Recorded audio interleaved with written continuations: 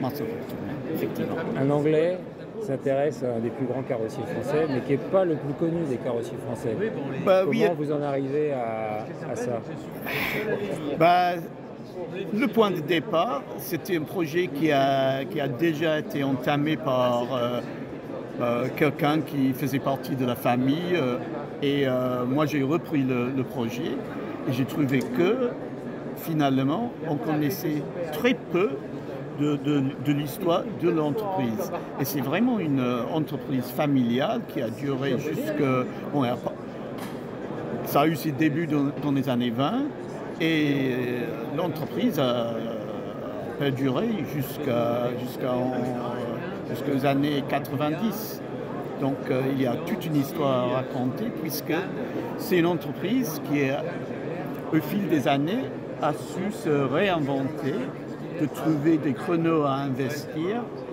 Et ce qui est intéressant, c'est que la carrosserie Portou est devenue plus connue pour ses voitures publicitaires qui faisaient dans les années 50 surtout pour des besoins publicitaires liés au Tour de France.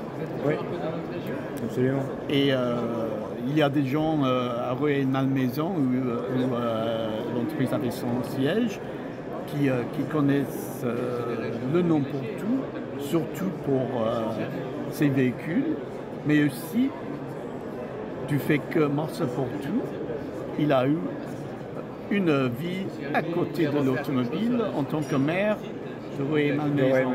Ouais. Donc c'est vraiment une histoire familiale et j'ai eu plaisir à piocher dans cette histoire pour trouver des éléments inédits. Vous avez eu accès aux archives que la famille avait conservées? Oui, j'ai eu un soutien à fond de la part de Kevin Portou, qui est un arrière-petit-fils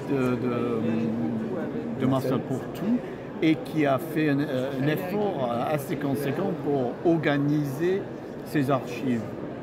Mais c'est toujours le défi, le côté iconographique. Et c'est évident qu'il n'y avait personne dans la famille et dans les gens qui entouraient la famille qui étaient amateurs de la photographie. Donc, pour trouver des éléments inédits, c'était un défi.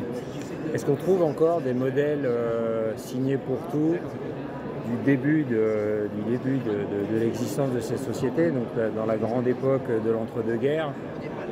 Il y en a très peu,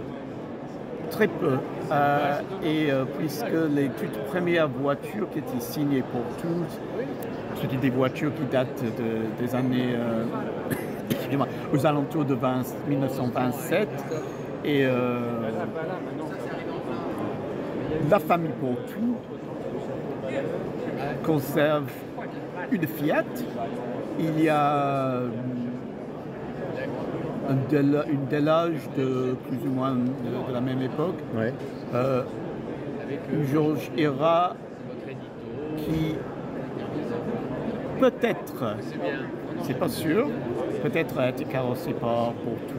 Il y a toujours des ambiguïtés dans la documentation, puisque l'essentiel de son travail pendant les 7-8 premières années, c'était la réparation, la modification des carrosseries existantes. Donc, c'était une petite entreprise finalement, c'était pas aussi grande que Chapon par exemple. Oui, les grands carrossiers qu'il y avait à l'ouest parisien. Et la bascule vers les véhicules publicitaires date de l'après-guerre. Oui, surtout mais à partir du milieu des années 50. Mais pour faire le pont entre ces deux périodes, et ce qui a fait le renommée de l'entreprise, c'était l'époque Georges Paulin, quand Paulin, qui n'était pas un pro de la carrosserie, c'était dentiste chirurgien, qui avait un talent pour l'automobile.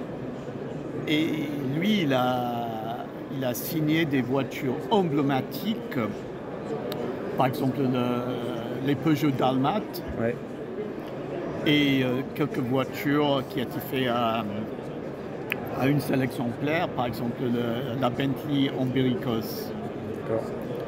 Et là, c'était des voitures qui ont marqué le temps avec la finesse de la ligne. Et quand on parle de Porto, c'est la renommée de ces voitures-là qui fournit un peu,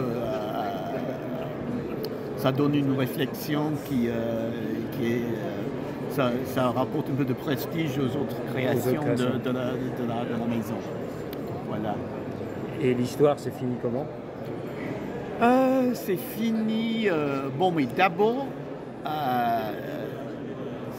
l'entreprise a eu un grand succès avec encore une transformation. Ils se sont transformés en grands spécialistes des transformations des fourgonnettes Peugeot. Ça marchait très bien jusqu'au point où Peugeot a décidé de faire chez eux. Et ça correspondait à la guerre du Golfe. Ouais. Et aussi, ils ont pris la décision de se délocaliser en province. D'accord. Et il y avait une mauvaise conjoncture multipliée par 3. C'est ça. Et finalement, ils ont dû mettre les clés. La porte. Oui. Voilà. Ok.